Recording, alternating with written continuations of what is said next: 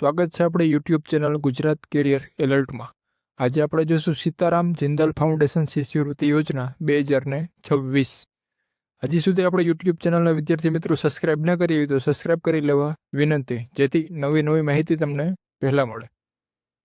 આગળ આપણે આ સ્કોલરશિપમાં વાત કરીએ વિદ્યાર્થી મિત્રો, તો કે કોણ આ અરજી કરી શકે છે, સમયગાળો શું છે, ફી શું છે, સ્કોલરશિપની રકમ શું છે, ઉંમર મર્યાદા શું છે અને દસ્તાવેજો એટલે ડોક્યુમેન્ટ આપણે ક્યાં જોશે, સંપૂર્ણ માહિતી આપણે આ વિડીયોમાં લેશું, તો છેક સુધી બની રહેવા વિનંતી વિદ્યાર્થી મિત્રો। આગળ આપણે જોઈએ તો આ શિષ્યવૃત્તિનો ઉદ્દેશ્ય શું છે વિદ્યાર્થી મિત્રો, તો કે જે નબળી પરિસ્થિતિના વિદ્યાર્થી હોય તેને આ સ્કોલરશિપ મળવાપાત્ર રહેશે। અને કઈ રીતના સ્કોલરશિપ મળશે, તો કે મેરિટ બેઝ આ સ્કોલરશિપ રહેવાની છે વિદ્યાર્થી મિત્રો। જેનું મેરિટમાં નામ આવશે અથવા નંબર આવશે તેને આ શિષ્યવૃત્તિ મળવાપાત્ર રહેશે। અને કેને મળશે, તો કે ધોરણ 10 પછી જે ભણવા માગતા હોય અને જેની પરિસ્થિતિ છે તે નબળી હોય તેના સ્કોલરશિપ મળવાપાત્ર છે। ધોરણ 11-12 છે કે કોલેજ હોય તેના સ્કોલરશિપ મળવાપાત્ર રહેશે। આગળ આપણે વાત કરીએ વિદ્યાર્થી મિત્રો, તો કે એલિજિબિલિટી ક્રાઇટેરિયા શું છે, તો કે ઉંમર મર્યાદા આપણે કેટલી હોવી જોઈએ, તો કે 30 વર્ષથી ઓછી જેને વિદ્યાર્થીઓની ઉંમર મર્યાદા હોય તેને આ સ્કોલરશિપ છે મળવાપાત્ર છે। અભ્યાસક્રમ આપણે આગળ વાત કરીએ પ્રમાણે કયા અભ્યાસક્રમમાં આ સ્કોલરશિપ મળવાપાત્ર રહેશે, તો કે ધોરણ 11-12 ITI, ડિપ્લોમા, ગ્રેજ્યુએશન અથવા પોસ્ટ ગ્રેજ્યુએશનમાં તમને આ સ્કોલરશિપ છે તે મળવાપાત્ર છે। વાર્ષિક આવકની આપણે વાત કરીએ વિદ્યાર્થી મિત્રો, તો કે પગારદાર કર્મચારીઓ છે તેના માટે 4 લાખ સુધીની વાર્ષિક આવક હોવી જોઈએ અને અન્ય લોકો છે તેના માટે 2.5 લાખ જેટલી વાર્ષિક આવક તમારી હોવી જોઈએ।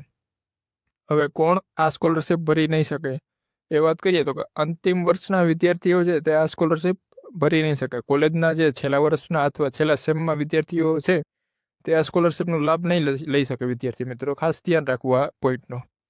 આગળ આપણે વાત કરીએ વિદ્યાર્થી મિત્રો, તો કે આ સ્કોલરશિપના લાભ કયા છે, તો કે નાણાકીય સહાયની વાત કરીએ તો કે ટ્યુશન ફી, અભ્યાસ સામગ્રી સહિતની સંપૂર્ણ નાણાકીય સહાય આમાં આપવામાં આવે છે। હવે જે હોસ્ટેલમાં રહેતા હોય વિદ્યાર્થીઓ તેને હોસ્ટેલની રહેવાનો ખર્ચમાં વધારાની નાણાકીય સહાય મળવાપાત્ર રહેશે। અને ઉચ્ચ અભ્યાસ માટેની સહાયમાં વાત કરીએ વિદ્યાર્થી મિત્રો, તો ગરીબ વિદ્યાર્થીઓના નાણાકીય ચિંતાઓ વિના ઉચ્ચ શિક્ષણ મેળવવામાં મદદ થશે આ શિષ્યવૃત્તિ। હવે આપણે કયા ડોક્યુમેન્ટ જોશે એની વાત કરીએ વિદ્યાર્થી મિત્રો, તો કે ઓળખ પ્રમાણપત્રમાં તમારે 3 ડોક્યુમેન્ટમાં ગમે એ ચાલશે, આધાર કાર્ડ, પાન કાર્ડ અથવા રાશન કાર્ડ। હવે શૈક્ષણિક દસ્તાવેજ વિદ્યાર્થી મિત્રો, એમાં આપણે વાત કરીએ તો કે છેલ્લા વર્ષનું પ્રમાણપત્ર, ચાલુ ધોરણનું પ્રવેશ પત્રક અને માર્કશીટ, આ 3માંથી ગમે એક હશે તો પણ ચાલશે। હવે આવકના દસ્તાવેજની વાત કરીએ વિદ્યાર્થી મિત્રો, તો કે સ્વઘોષણા પત્રક, પાન કાર્ડ અથવા કરદાર વિગત।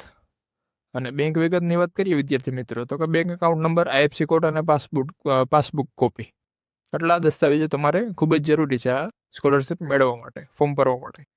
હવે ફોર્મ ભરવાની ફીની વાત કરીએ વિદ્યાર્થી મિત્રો આપણે, તો કે આ ફોર્મ ભરવા માટે તમારે કંઈ પણ ફી આપવાની જરૂર નથી। જો તમે સાયબર કેફેમાંથી ભરાવો છો તો એ સાયબર કેફેવાળા જે તે ફોર્મ ભરવાના ચાર્જ લઈએ એ તમારે આપવાના રહેશે। આ ફીમાં કોઈ પણ આપણે ફી આપવાની રહેતી નથી ફોર્મમાં।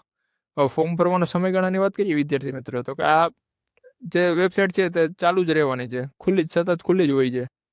આખા વર્ષ દરમિયાન તમે ગમે ત્યારે ભરી શકો છો, આની કોઈ પણ સીમા નથી। હવે ફોર્મ ભરવા માટેનું પ્લેટફોર્મની આપણે વાત કરીએ વિદ્યાર્થી મિત્રો, અહીંયા તમને લિંક આપેલી જ છે વિદ્યાર્થી મિત્રો। આ લિંક ઉપર તમે ક્લિક કરી અને આસાનીથી ફોર્મ તમે ભરી શકશો। થેન્ક્સ ફોર વોચિંગ વિદ્યાર્થી મિત્રો, આભાર તમારો આ વિડીયો જોવા બદલ। અને અમારી ચેનલને સબસ્ક્રાઈબ કરો, લાઇક કરો, શેર કરો અને બેલ આઇકન દબાવો, જેથી નવા વિડીયો તમને મળી શકે। અમારી ચેનલ છે તે જોબ રિલેટેડ, સ્કોલરશિપ રિલેટેડ અને નવી ઇન્ફોર્મેશન તમને આપતી રહેશે। થેન્ક યુ વિદ્યાર્થી મિત્રો, આભાર।